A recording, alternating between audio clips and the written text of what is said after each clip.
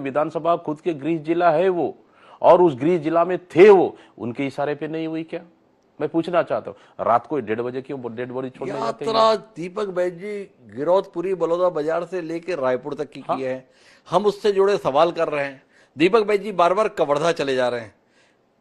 इस 125 किलोमीटर की पदयात्रा में ऐसे कोई विषय दीपक जी को उस इलाके के नहीं मिले जिसको देखकर लगता है दीपक जी को कि यह विषय लोगों के बीच में लाने की जरूरत है? नहीं, देखिए, कोई पर्सनल इशू नहीं। अपराध बढ़ते, अपराध मतलब अपराध तो ऑल छत्तीसगढ़ आएगा जी। वो चाहे बलौदाबाजार का इशू, चाहे कवर्धा का इशू, चाहे सरगुजा का इशू या बस्तर का इशू।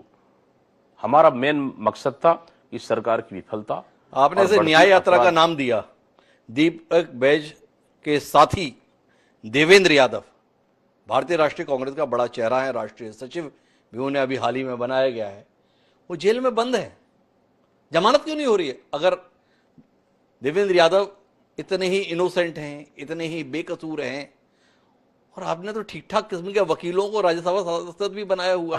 केडीएस तुलसी बहुत बड़े वकील माने जाते हैं। द्विवेदी साहब बहुत ज्ञानी आदमी है, नो डाउट, आप में कोई शक नहीं आपकी काबिलियत पे जी। आपने देखे होंगे, उनके धाराएं देखे हैं आपने जी। 307 को छोड़ के ऐसा कोई धारा नहीं बचा होगा जो देवेंद्र यादव के ऊपर नहीं लगा है।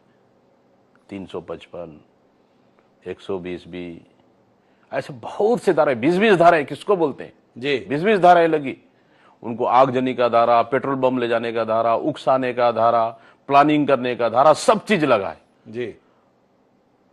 मतलब आप सोच सकते हैं कि सरकार कितनी दबाव में है, कितनी डरी हुई है, और कितनी प्लानिंग के तहत कांग्रेस के ऊपर आरोप मढ़ दो। ये इनकी प्लानिंग, मतलब आप इतने तादाद में आप वहां संख्या जुट रही। आपकी इंटेलिजेंस क्या कर रही थी? आपकी सूचनाएं क्या कर रही थी? आईबी, एलआईबी, इंटेलिजेंस क्या कर रही थी आपके पास? वहां 10 बजे से माहौल खराब था सुबह से जी, और गिने चुने वहां पे पुलिस फोर्सेस थी। क्यों? मैं सरकार से पूछना चाहता हूं। पुलिस एसपी भाग जाते कार्यालय छोड़ के जी, कलेक्टर भाग जाते कार्यालय छोड़ के। क्यों? अगर कप्तान भाग जाए, कमांडर अगर लड़ाई से भाग जाए, फिर कैसे होगा बताइए? मतलब ये हालत है यहां पे। मैंने उदाहरण दे रहा हूं एक, मैं द्विवेदी साहब, मैंने देखा है 5 घंटे थाना में बैठा हूं मैं जी। वो घटना भी आपको याद होगा जी। एक एनएसयूआई और एबीवीपी कार्यकर्ताओं का छोटी सी लड़ाई होता है कॉलेज में सदस्यता अभियान को लेकर। अब तो भारतीय जनता पार्टी सदस्यता अभियान चला रही है, हॉस्टल, छात्रावास, स्कूल सब में चला रही है। तो शायद हमारे कार्यकर्ताओं को आपत्ति थी। आपत्ति भी क्या थी? जो एनएसयूआई का लड़का था उसको सदस्यता ग्रहण नहीं करना था, उन्होंने मना कर दिया। और उनके साथ मारपीट किए, उसको चोटें लगी, थाने में गए, दोनों आवेदन आया। उनके आवेदन पे एफआईआर होता है, हमारे आवेदन पे एफआईआर नहीं होता है जी। 24 घंटे हो गए।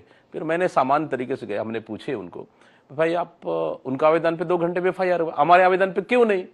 3 अधिकारी थे, पुलिस अधिकारी, एक ट्रेनी आईपीएस, एक एडिशनल एसपी और सीएसपी। टीआई नहीं थे ना, टीआई भगा दिया गया। 3 अधिकारी थे, उनके एक ही लाइन था, हम जांच कर रहे हैं।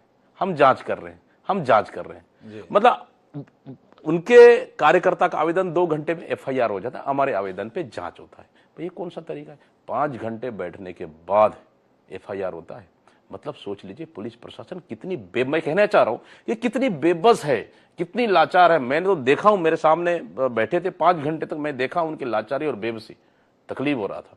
मतलब इसलिए अपराध बढ़ रही है। मैं अभी भी कह रहा हूं आपके कैमरे के सामने ना, अगर पुलिस प्रशासन को फ्री छोड़ दिया जाए, उनकी स्टाइल पे काम करने दिया जाए, उनकी काबिलियत पे कहीं डाउट नहीं है, कहीं डाउट नहीं है, नो डाउट 24 घंटे में क्राइम रुक जाएगा। लेकिन एक एफआईआर करना है तो सीएम हाउस में अनुमति लेंगे तब एफआईआर होगा।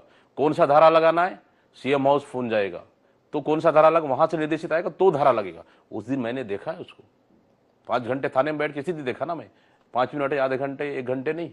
ये हालत पुलिस प्रशासन